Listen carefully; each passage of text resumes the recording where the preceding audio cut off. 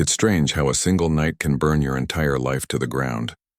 I remember standing in the middle of my driveway, rain pouring so hard it blurred the lights of my house, the same house I built with my bare hands 30 years ago. And there she was, Linda, my ex-wife, screaming that I was nothing without her. I didn't even argue. I just watched as she closed the door, leaving me on the porch with nothing but a duffel bag and a heart that felt like it was collapsing inside my chest. I was 65, tired, and broken. Retirement had come and gone, savings drained after the divorce, and now I had no home, no pride, not even a damn pillow to rest my head on. For the first time in my life, I had nowhere to go. I ended up sleeping in my truck that night, parked under a flickering streetlight in a Walmart parking lot, the sound of rain hitting the roof mixed with the memories running wild in my head. The house, the laughter, the dinners we used to share, and then the betrayal that destroyed everything. Linda had taken everything in the divorce. The house, half my pension, even the golden retriever I raised since he was a pup, all because she found herself a new man, some slick real estate guy named Brad who promised her a better life. But the funny part? I didn't hate Brad. I hated myself for loving someone who'd already planned my downfall months before she said the word divorce. Days turned into weeks. I sold whatever I had left, old tools, my watch, even my wedding ring. I used the money to eat cheap diner meals and keep gas in my truck. I'd park by the ocean sometimes, staring at the waves crashing like they were angry for me. One night, as I sat on a bench outside a small diner in Oregon, I realized how invisible I'd become. People walked by without even noticing. I wasn't Michael Thompson, the man who built homes for a living. I was just another old man the world had forgotten. That's when he sat down beside me. An old man, probably older than me, wearing a wrinkled coat and a hat that looked like it had seen better days. He didn't say hello or ask for money. He just looked at me with eyes that seemed to know everything. We sat in silence for a while, watching the empty street. Then, out of nowhere, he spoke. His voice was calm, steady, almost like he'd been waiting to say those words his entire life. "Son," he said, "you're not done yet." I turned to look at him, confused. "Excuse me?" He smiled faintly. "You heard me. You're not done yet. Life only ends when you stop fighting for what's rightfully yours." Those were the 5 words I'll never forget. You're not done yet. For some reason, they hit me harder than anything I'd ever heard.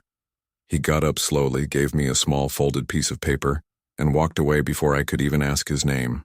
I opened it. It was an address, a place about 2 hours away. No explanation, nothing else written.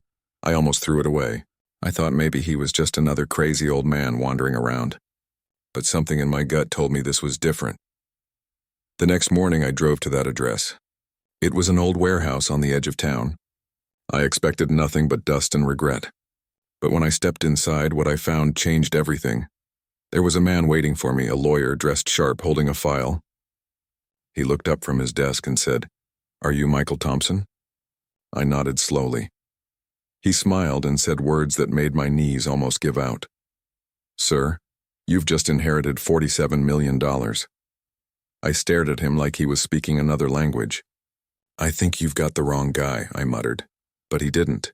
Apparently, an old construction client of mine, someone I'd helped decades ago without charging a dime, had passed away and left me his entire estate. I hadn't even known he'd remembered my name. That night, as I sat in a cheap motel room holding the inheritance papers, something inside me shifted. I wasn't broken anymore. I wasn't homeless, helpless, or invisible. I was Michael Thompson again, and this time I had a new mission. Revenge wasn't about anger anymore. It was about justice. It was about showing Linda, and everyone who turned their back on me, that I wasn't the man they left behind in the rain. I was coming back. And when I did, no one would ever forget the name Michael Thompson. That night, I barely slept. I kept staring at those papers, my hands trembling every time I looked at the number, $47 million. I whispered it under my breath like it might disappear if I said it too loud. It didn't feel real. For weeks, I'd been begging for coins, eating cold fries out of trash bins, and now I could buy the damn diner that threw me out last week. The next morning, I walked into the lawyer's office again. I was afraid it was all some big mistake, that he'd say, "Sorry, wrong Michael Thompson." But he didn't. He smiled, shook my hand, and told me everything was verified. The money was mine. Every cent of it. I asked him who the man was and the one who left me the fortune. The lawyer flipped through some papers and said, "His name was Henry Porter." Does that ring a bell? My breath caught. Henry Porter, the old war veteran whose house I'd built for free 30 years ago after his insurance refused to pay. He was a kind man, alone with nobody to help him. I remember refusing payment, saying, "Just promise me you'll live long enough to enjoy that front porch." He'd laughed and said, "You're a good man, Mike, I won't forget that," and he didn't. When the lawyer told me he'd died with no family, I felt something twist inside me, gratitude, sadness, and a spark, the kind that had been dead inside me since the divorce. I wasn't going to waste this chance. I spent the next few weeks quietly building a new life. Bought a small house by the coast. Nothing too fancy, just peace and quiet. Got myself cleaned up. New clothes. A proper haircut. I started walking straighter, breathing deeper. But the more I rebuilt, the more I thought about Linda, my ex-wife, the woman who'd torn me apart. She and Brad were still living in my house. The one I'd built, the one I'd bled for. The one she said I'd never step foot in again. I wondered if she still smiled when she walked past the photos of us she hadn't thrown away yet. I wondered if she ever regretted what she did, and then I decided I'd make sure she did, not with rage, not with violence, but with something much sharper and power. I started small. I hired a private investigator named Grant. Rough-looking guy, mid-40s, the kind of man who could find out what brand of toothpaste your neighbor uses. I told him to find everything he could about Linda and Brad, their finances, debts, habits, weaknesses. 2 weeks later, he came back with a folder so thick it looked like a Bible. "Your ex-wife," he said, sliding the file across my table, "is living a lie." I opened it slowly. Turns out, Brad's real estate empire was collapsing. He was drowning in debt. They'd mortgaged the house twice. They were living off credit cards and pretending everything was fine. I smiled for the first time in a long time. Revenge, I realized, didn't always require anger. Sometimes it just required patience. I spent days thinking about what to do.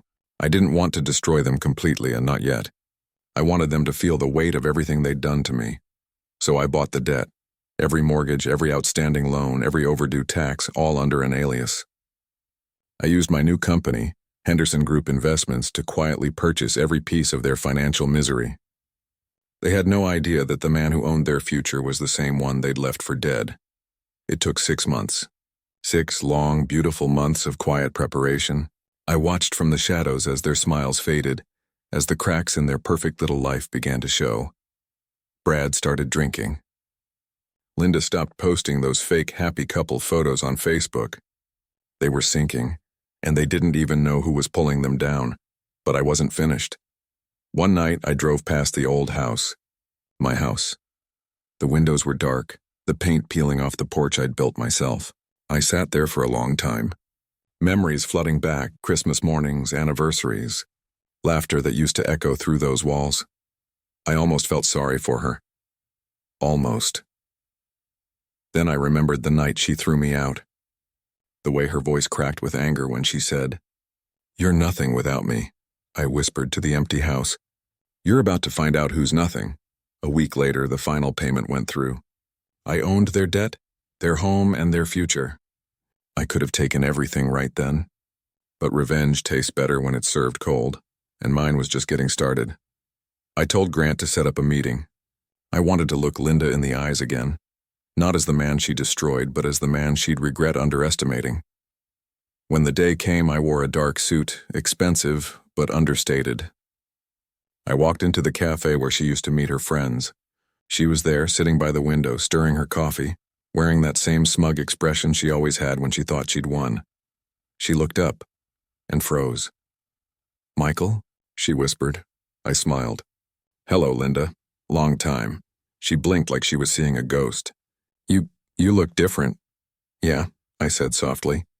"Life's funny like that. Sometimes it gives back what it takes away, and sometimes it gives you the tools to rebuild. Or to destroy." Her hand trembled slightly. "What do you want?" I leaned in, my voice calm but sharp. "I just wanted to see your face. Before everything changes," she frowned. "What are you talking about?" I stood up, adjusted my coat, and smiled. "You'll find out soon enough." And I walked away. leaving her in silence, confusion, and fear. Because for the first time in years, I was in control, and this time, I wasn't going to lose. 3 weeks after that cafe meeting, I got the first phone call. "Mr. Henderson," Grant said, using my alias, "the foreclosure notices have been issued. They have 30 days to respond before the property's repossessed." I didn't say a word for a few seconds, just stared out the window of my office overlooking the ocean, feeling the same calm I used to feel before a storm. "Good," I finally said. "Let it happen naturally, no rush. I want them to believe it's fate." That night I poured myself a glass of whiskey. For the first time in a long while, I didn't feel bitterness. I felt purpose. Revenge wasn't about yelling or fighting anymore. It was about control. About knowing exactly when to twist the knife. Linda had no idea that the mysterious Henderson group buying up their debts was me. She probably thought it was just another bank. Brad tried to call a lawyer, but their credit was ruined. Their assets leveraged beyond saving. It was only a matter of time. 2 weeks later, Linda showed up at my new company's front desk. She looked thinner, paler. The sparkle in her eyes was gone. "I need to speak to whoever owns Henderson Group," she said, her voice shaking slightly. The receptionist, one of my best hires, smiled politely. "Do you have an appointment, ma'am?" "No," she said. "Please. My husband and I, we're about to lose everything. I just need to speak to someone, anyone who can help us." I was watching from my office camera feed the entire time. I could have gone down there. I could have ended it then and there. But I didn't. Not yet. Grant came in, dropped a folder on my desk, and said, "Brad's been moving what's left of their money into a personal account. He's planning to skip town." I let out a dry laugh. Typical. When things get tough, cowards run. I gave Grant a simple instruction. Let him run. Let her be the one left behind. She needs to know what abandonment feels like. And that's exactly what happened. 3 days later, Brad was gone. He cleaned out the last of their savings and vanished without a trace. Linda was left alone, drowning in foreclosure notices, overdue bills, and fear. Karma, I thought, has a perfect sense of timing. But the funny thing about revenge? It changes you. It doesn't just consume your enemies, it starts to reshape you. I'd sit in my house at night, surrounded by silence, and think about her. About the way she laughed before she became cruel. About how love turned into poison. Part of me wanted to forgive, to just move on. But then I'd remember her voice, "You're nothing without me," and the fire inside me would roar back to life. A month passed. Linda finally lost the house. Everything was auctioned off piece by piece. Her car, her jewelry, even that painting she loved, the one I'd bought her for our 10th anniversary. She tried to contact me once. A short email, "Michael, I know we've had our differences, but please, I need help. Just a loan until I can get back on my feet." I stared at that message for a long time. Then I typed a single line and hit send. "You're not done yet." The same 5 words the old man told me that night in the diner. I don't know why I sent them. Maybe because deep down I wanted her to fight, to feel what I felt when I was left with nothing. But that night something unexpected happened. Around 10 p.m. I heard a knock at my door. I wasn't expecting anyone. I looked through the peephole and there she was, Linda, standing in the rain, shivering, her makeup running down her face. For a moment I froze. The sight of her took me back to that night she threw me out, except this time the roles were reversed. I opened the door slowly. "You shouldn't be here," I said coldly. "I had nowhere else to go," she whispered. "Brad's gone. He left me with nothing. I don't even have a bed to sleep on." She started crying, real tears this time. Not manipulation, just raw human pain. I wanted to feel satisfaction, triumph. But what I felt instead was pity. "Michael, please," she said, her voice trembling. "I made mistakes. I was stupid, I was selfish. But you know me better than anyone, please. Just help me." I looked at her for a long time. Every memory we'd shared flashed through my mind. The love, the betrayal, the nights she held me close, and the nights she tore me apart. I finally stepped aside. "Come in." She walked inside quietly, dripping water on the floor. I handed her a towel, poured her a cup of coffee, and sat across from her. "You know," I said slowly, "I used to dream about this moment. You begging me for help. Me telling you no. Watching you feel the same pain I did." She lowered her eyes. You deserve that satisfaction. But, I continued, the truth is, it doesn't feel good. It doesn't fix anything. Revenge doesn't heal, Linda. It just replaces one kind of hurt with another.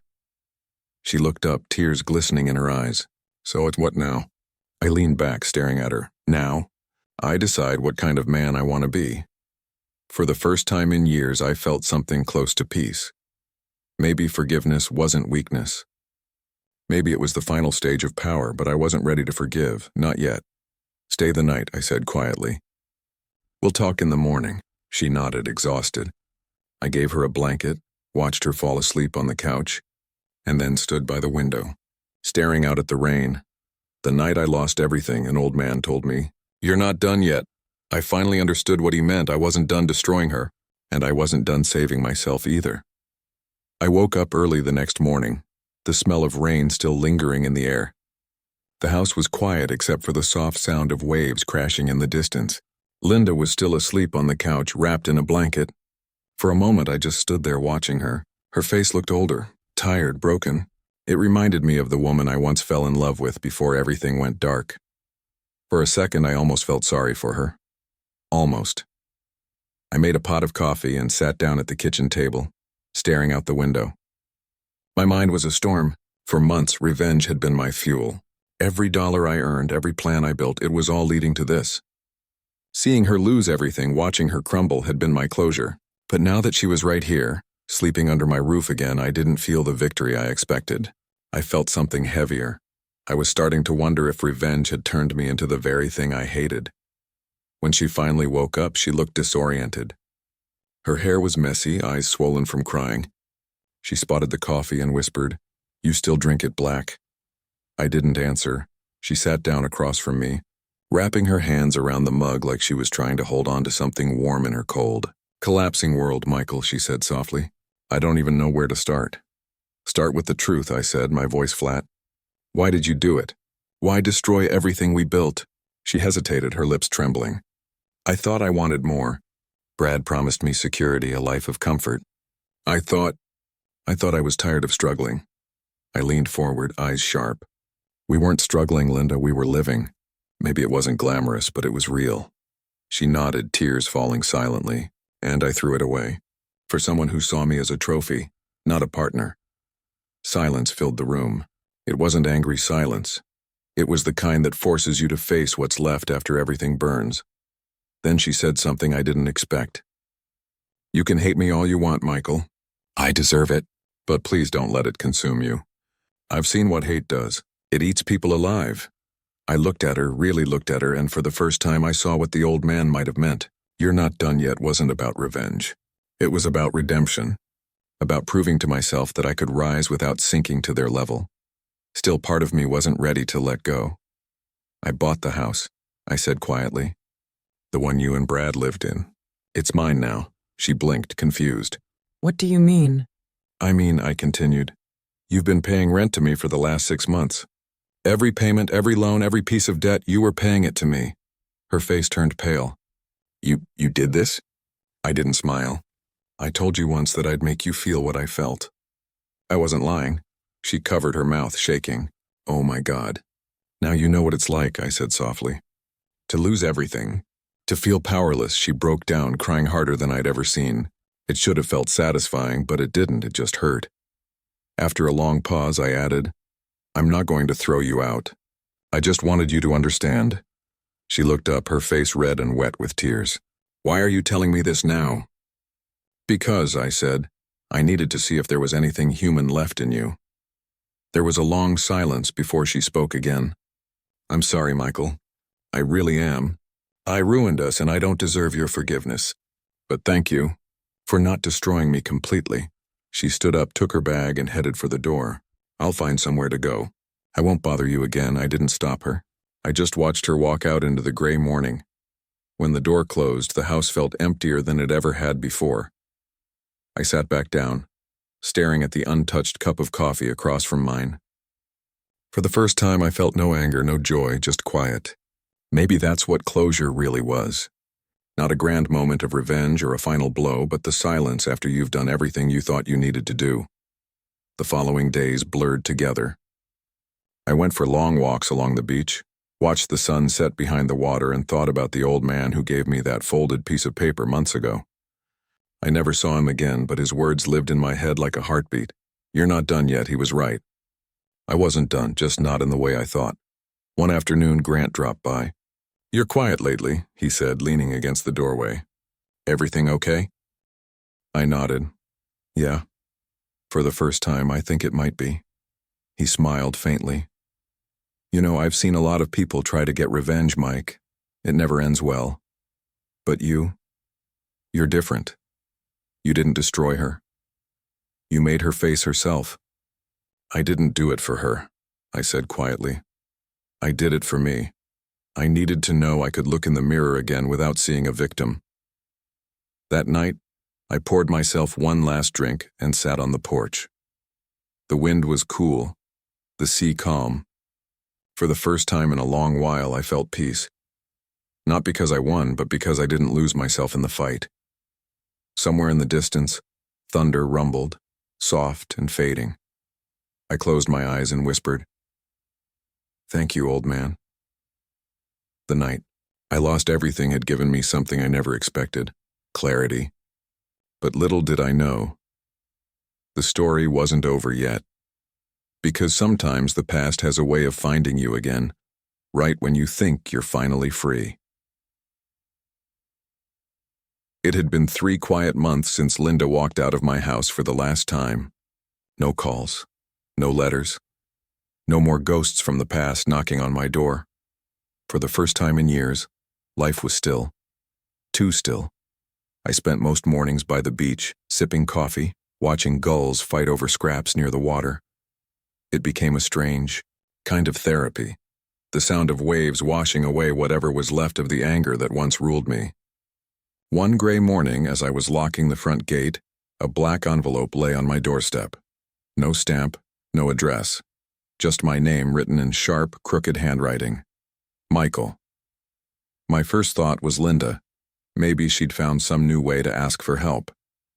But when I opened it, my hands went cold. Inside was a single photograph. It was the old man, the same man who had handed me that folded note months ago, the one who'd told me, "You're not done yet." Only this time, he was lying in a hospital bed, pale, hooked up to machines, and on the back of the photo a message written in shaky ink. "If you want the truth, come to St. Clair's Hospice, room 214, before it's too late." I didn't even think twice. 2 hours later, I was in my truck driving down the coast. The hospice was quiet, the kind of place where the air feels heavy with memories. I walked through narrow hallways lined with faded paintings and soft beeping machines. When I reached room 214, I hesitated for a moment, then knocked. A weak voice said, "Come in." He looked smaller than I remembered. The sharpness in his eyes had dulled, but there was still that familiar spark, the one that saw straight through me months ago. "You came," he said with a faint smile. "Didn't think you would." I pulled up a chair beside him. "You sent the photo. What's this about?" He chuckled softly.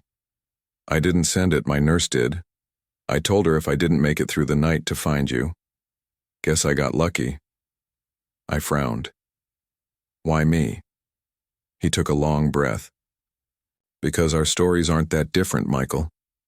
He turned his head toward the window where rain tapped softly against the glass. "I had a wife once. Her name was Margaret. She was my whole damn world. Then one day I came home early from work and found her with someone else. A friend. My best friend." He paused, his eyes glassy. "I lost everything that day. My marriage, my business, my purpose. I wanted revenge too, just like you. I thought if I made him pay, I'd feel better. So I did. I destroyed him, took his company, his reputation, even his house. And for a moment I thought I'd won." He swallowed hard.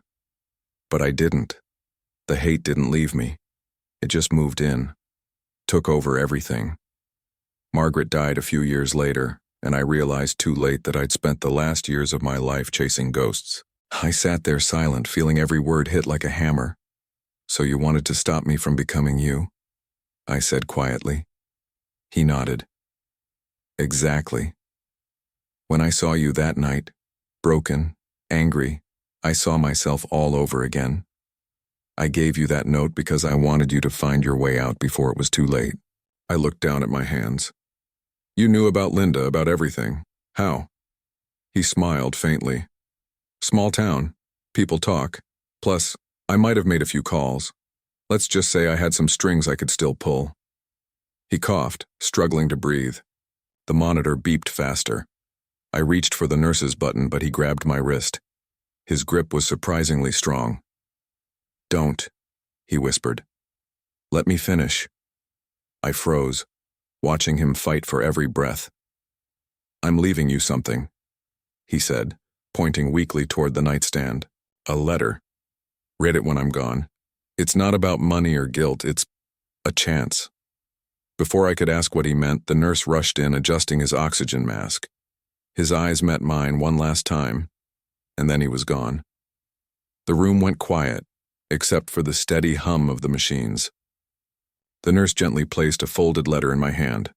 The handwriting was the same, rough, slanted, full of history. Michael, if you're reading this, I'm finally free.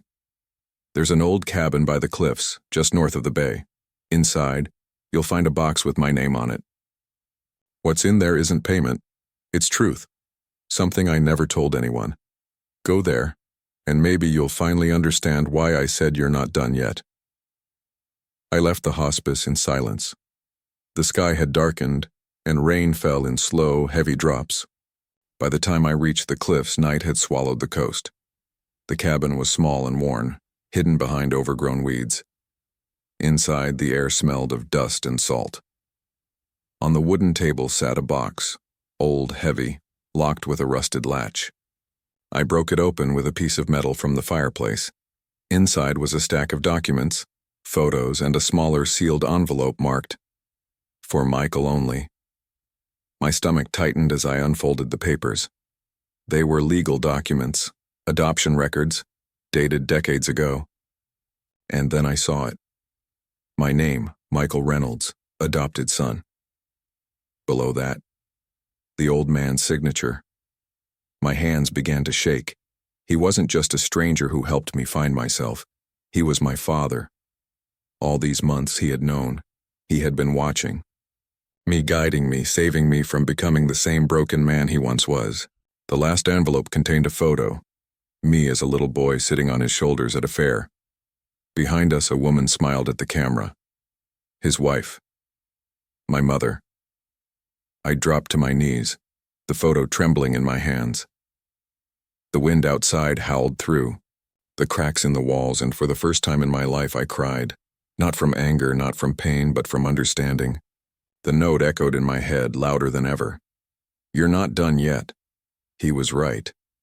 I wasn't done, because now I had something new to live for. The truth. The storm outside hadn't stopped all night. Winds slammed against the cabins. Windows as I sat by the old table, the papers spread before me. Proof that everything I'd ever believed about my life was a lie. The old man, my father, he'd known about me all this time. He'd known who I was. I ran my hands through my hair, trying to breathe, but my chest felt heavy, like someone had dropped a stone inside it. Every memory suddenly had a new color. The way he looked at me that night by the fire, the strange familiarity in his voice when he said, "You're not done yet." He wasn't just some stranger passing through my misery. He was trying to finish what he never could as a father. I picked up the last page from the box, a faded letter addressed to Michael Reynolds. If you ever find this, I owe you the truth. You were taken from me, Michael, not given away. Taken. I spent my life trying to get you back, but every door I opened led to another lie. The woman who raised you, she wasn't your mother by blood. And the woman who destroyed you, Linda, she's connected to the people who ruined our family long ago. I froze. The words blurred in front of me. Linda? Connected to my past? No, it couldn't be. I searched through the rest of the documents. There were newspaper clippings from the 1980s, articles about a business scandal involving my father's old company. The headline read, Reynolds engineering scandal. CEO betrayed by partner, company sold off overnight. I scanned the text, my eyes catching a familiar name. Jonathan Miles. Linda's father. It hit me like a gut punch. Linda had always told me her father was a retired real estate investor, but she'd never once mentioned his real past. The man who destroyed my father's company. The man who forced him into bankruptcy and exile. The betrayal ran deeper than I could have imagined. I sat there for hours, staring at the flickering flame in the fireplace. The puzzle was finally coming together, but it wasn't just about revenge anymore. It was about legacy, about a cycle of betrayal that had been turning for decades. I picked up the phone the next morning and called an old friend, Mark Benson, a retired private investigator I used to know back when I worked in construction contracts. He owed me a few favors. Mike, damn, it's been years. What's going on? I need information, I said. On a woman named Linda Miles Reynolds and her father, Jonathan Miles, everything you can find. There was a pause. You sound serious. You in trouble? Not yet, I said quietly, but I might be getting there. By that evening, Mark called me back. Mike, you might want to sit down. I was already sitting. Jonathan Miles died 10 years ago, liver cancer. But before that, he was under investigation for multiple fraud cases. The company he sold, Reynolds Engineering, was your father's, wasn't it? Yeah, I said. Well, guess who helped him cover the trail? I clenched my jaw. Who? Your ex-wife, Linda. She's been running shell companies tied to his offshore accounts for years. Looks like she inherited more than his money, and she inherited his mess. I couldn't speak. It all made sense now. The way Linda had manipulated me. The timing of our divorce. How fast she'd moved the money. How she left just as everything went downhill. She'd been finishing her father's work. Destroying the last Reynolds standing. Mark's voice cut through my silence. Mike, I don't know what you're planning, but whatever it is, be careful. People like her. They don't play fair. I know, I said, staring out the window. That's why I won't either. The next week, I began planning quietly. I transferred what little money I had left into a new account under an alias. I reconnected with an old lawyer who once handled estate disputes. And then I made my move. I found out Linda had remarried to a man named Edward Kane, a wealthy developer in Los Angeles. They lived in a glass mansion overlooking the city. All luxury and lies. That's where I'd deliver my revenge, and not with violence, not with rage, but with truth. I spent days gathering the evidence from my father's box. The papers linking Jonathan Miles to the company theft. The proof that Linda had hidden assets under fake corporations. I built it all into a single file. It was the story of her entire bloodline. Greed, deceit, and destruction. And now, it was time to let the world see it. I parked my truck outside their mansion one night, dressed in a plain suit that still smelled faintly of sea salt and smoke. The gate buzzed when I pressed the intercom. A woman's voice came through. Who is it? Tell Linda, I said calmly, that Michael Reynolds is here. There was silence.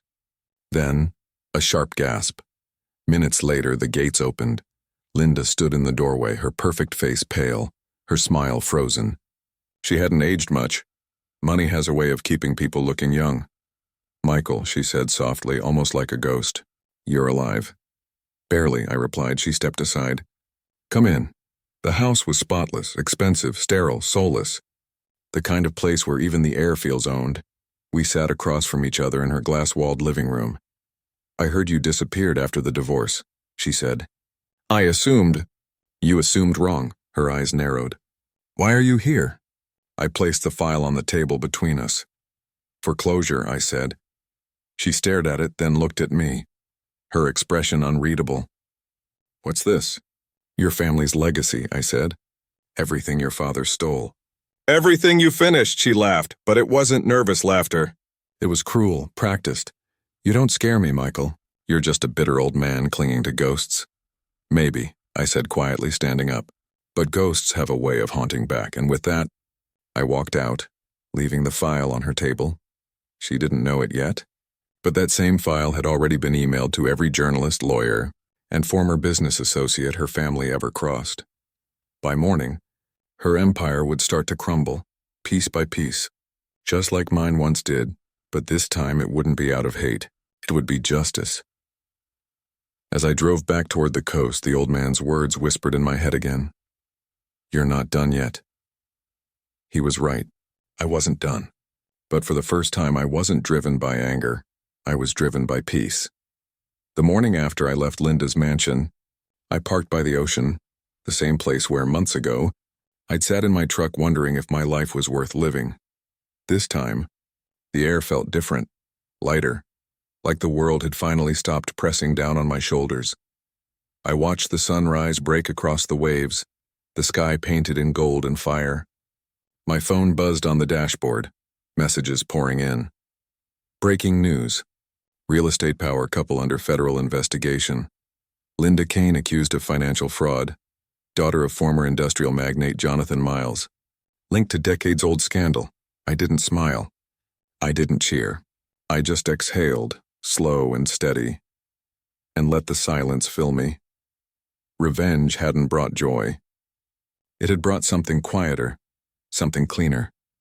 Closure. By noon, I was back in my small beach house, sorting through what remained of my father's things. The box, the letters, the photo, all of it told a story that was finally complete. As I packed it away, I found one last folded note I hadn't noticed before. Tucked beneath the photo of him holding me as a child, it read, Michael, when you're done chasing ghosts, go back to where it all started. You'll know what to do. I stared at it for a while, then grabbed my keys. I drove back to the same diner where I'd first met him, the night I'd lost everything. The neon sign still flickered, same as before. The same booth by the window, the same smell of burnt coffee and rain.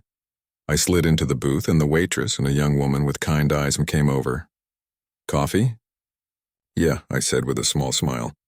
Black, just like always. She poured me a cup and paused.